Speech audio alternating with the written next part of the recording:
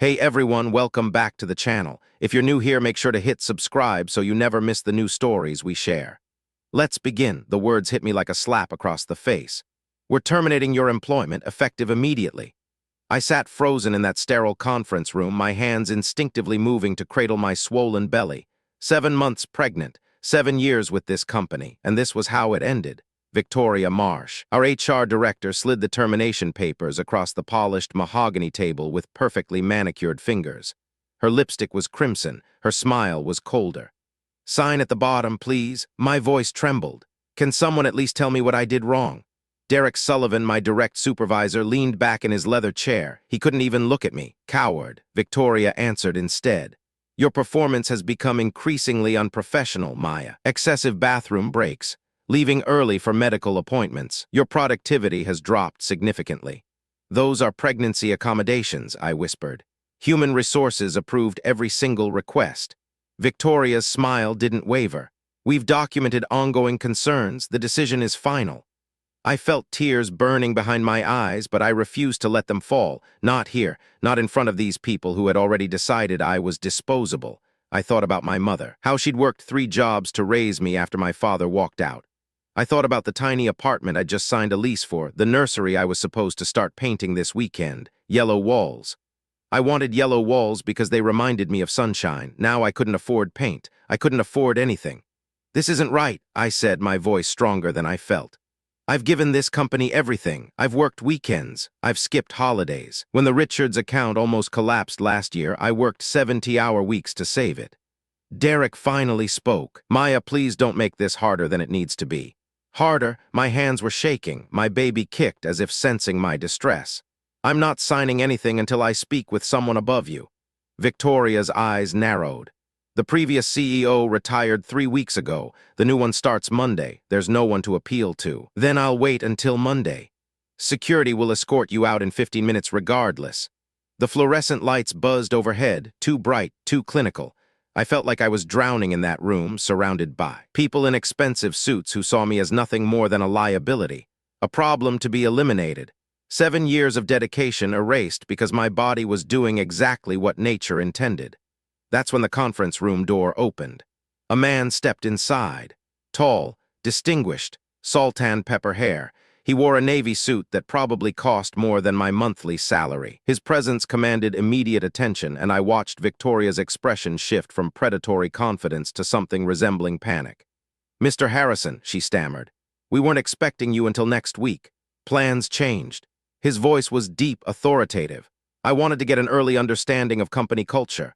Then his eyes landed on me, and everything stopped. I saw recognition flash across his face, something ancient and profound. His jaw tightened. His hand gripped the doorframe. I knew this man, and from the look in his eyes, he remembered me too.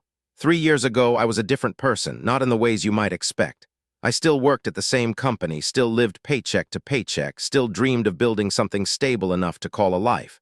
But back then, I carried a different kind of weight. Grief had hollowed me out, left me walking through days like a ghost moving through fog. My mother had just died. Pancreatic cancer. She was diagnosed in September and gone by Christmas. I remember standing on that bridge. It was February, brutally cold, the kind of cold that seeps into your bones and makes you forget warmth ever existed. I'd driven 40 minutes outside the city to a rural overpass I remembered from childhood road trips. The water below was dark, churning with winter runoff. I wasn't planning to jump. At least I don't think I was.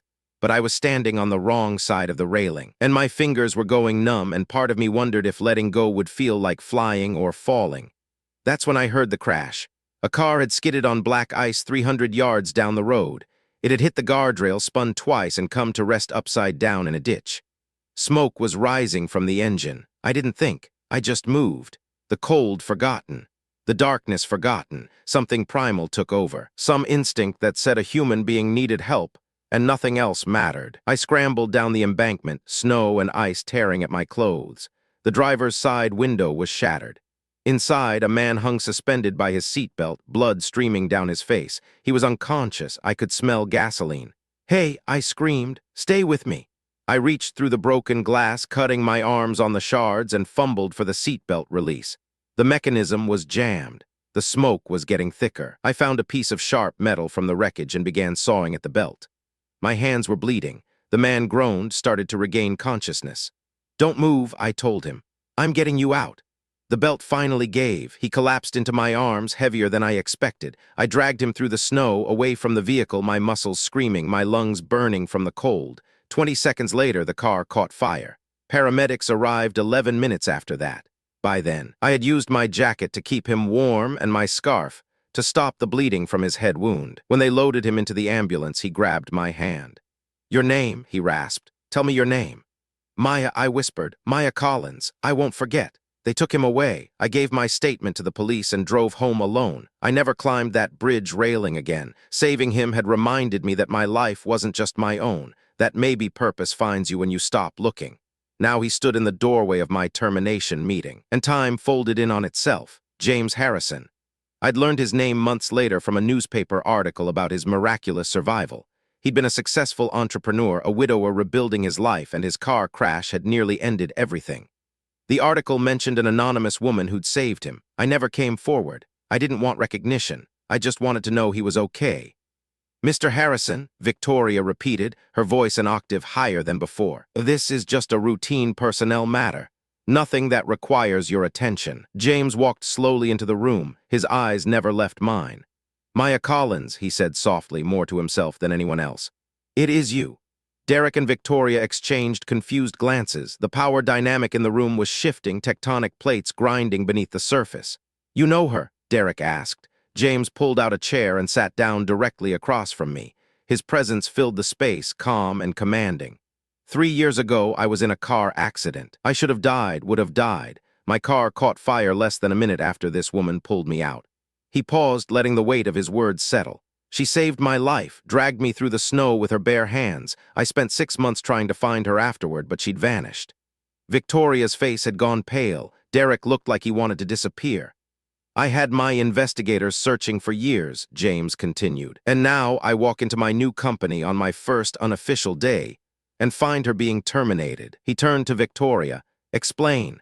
Victoria straightened in her chair, trying to regain composure.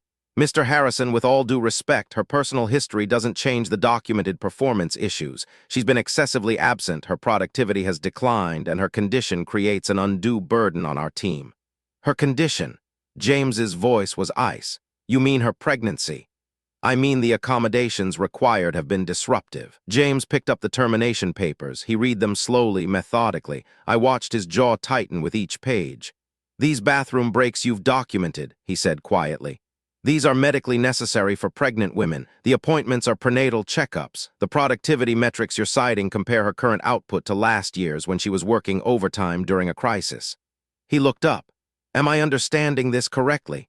Victoria said nothing. "Or firing a 7-year employee, someone with consistently excellent performance reviews because she's pregnant and you've decided that's inconvenient." I felt something crack open inside my chest. Someone was actually seeing me, hearing me, believing me. After so many months of being gaslit, of questioning my own worth, of wondering if maybe I really was the problem, someone finally saw the truth. Derek found his voice first, though it came out strangled and defensive. "We followed protocol, Mr. Harrison. Everything was properly documented. HR approved the process." James set the papers, down with deliberate calm. That calm was more terrifying than any outburst could have been. "Let me tell you something about protocol," he said. "I've spent 20 years building companies from the ground up. I've learned that culture flows downhill. The way you treat your most vulnerable employees tells me everything I need to know about your character."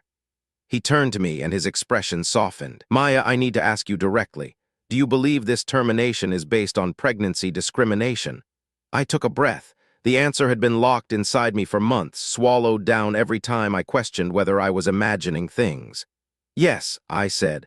"From the moment I announced my pregnancy, everything changed. My supervisor stopped including me in meetings. My projects were reassigned. I was written up for infractions that other employees committed without consequence. It was death by 1,000 cuts." Victoria interrupted.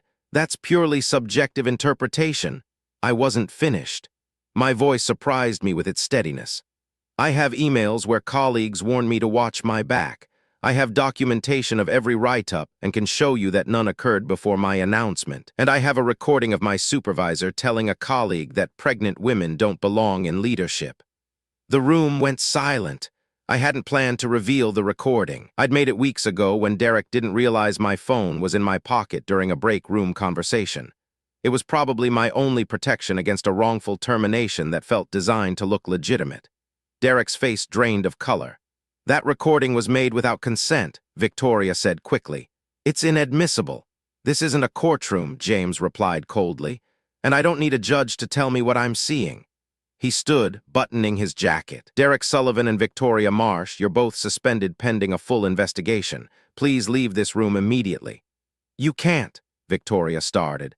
"I'm the CEO, I absolutely can." They left. The door clicked shut behind them, and suddenly the conference room felt larger, the air easier to breathe. James sat back down, and for a moment neither of us spoke. "I searched for you," he finally said. "I wanted to thank you properly. I wanted you to know that you gave me more than just my life back. You gave me a second chance I didn't think I deserved." My eyes filled with tears I could no longer hold back. I didn't want recognition, I just wanted to help. He smiled, and I saw the man from that snowy night, the one who'd gripped my hand and promised to remember. "That's exactly why you deserve it." The investigation took 3 weeks. Internal auditors reviewed every document, interviewed every employee, examined every email chain. What they found was systematic discrimination that had been happening for years, not just to me, but to other women who'd been quietly pushed out before anyone noticed the pattern. Derek was terminated. Victoria was terminated. The company issued a formal apology and implemented new policies that should have existed from the beginning. But for me, the changes ran deeper than policy. James offered me a position directly on his executive team, not as charity, not as repayment, but because he'd reviewed my actual work history and seen what I'd accomplished. He saw my potential when I'd stopped seeing it myself. I accepted. My daughter was born in April. I named her Hope because that's what she represented. A future I almost couldn't imagine. A life that nearly slipped away on a frozen bridge 3 years before fate intervened. James became a mentor, then a friend. We'd have coffee in his office and talk about resilience, about how the worst moments sometimes redirect us towards something better. He told me about his wife, how her death had nearly destroyed him, how the accident felt like the universe confirming his worthlessness until a stranger's hands pulled him back to the land of the living. "You didn't just save my body," he said once, watching Hope sleep in my arms.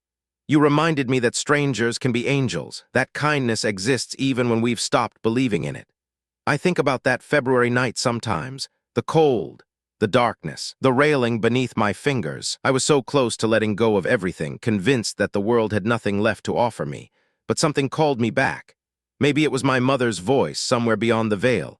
Maybe it was simple timing, a car crash happening at exactly the right moment to wake me from my spiral. Maybe it was something divine, something I'll never understand. What I know is this. Every act of kindness ripples outward in ways we cannot predict. The life I saved became the person who saved mine. The moment I chose to reach into a burning car set into motion a chain of events that led to this office, this career, this child sleeping peacefully while I type performance reviews. Justice isn't always immediate. Sometimes it arrives years later, walking through a conference room door when you've already accepted defeat. And purpose isn't something you find. It's something you become. I'm still learning that. Every single day. I'm still learning. Thanks for watching. Subscribe and visit the channel for more real-life stories.